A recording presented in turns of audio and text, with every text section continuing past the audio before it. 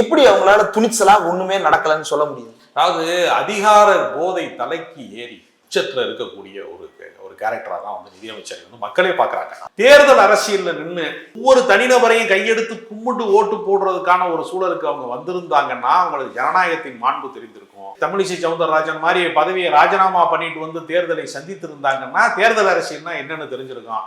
நான் என்ன கேட்கிறேன், அந்த பாஜக கட்சிக்குள்ளேயே அவரு ஒரு தனித்த அக்ரஹாரத்தை போன்ற ஒரு ஆதிக்கத்தை அவங்க நிலைநிறுத்துறாங்களா இல்லையா? ஐநார் நாகேந்திரனுக்கு தேர்தல் அரசியல் மூலமாகத்தான் ஜெயிக்கணுங்கிற நிர்பந்தம் அவருக்கு இருக்கிறது, அண்ணாமலைக்கு கூட இருக்கிறது, வானதி சீனிவாசனுக்கு இருக்கிறது, எல்முருகனை கூட நிறுத்தி நிறுத்தி தோக்கடிக்கிறாங்க. காங்கிரஸ் காலத்திலே நிதியமைச்சராக இருந்தவர்களாம். சிதம்பரம் எத்தனையோ முறை தேர்தலில் வென்று இருக்கிறாரு.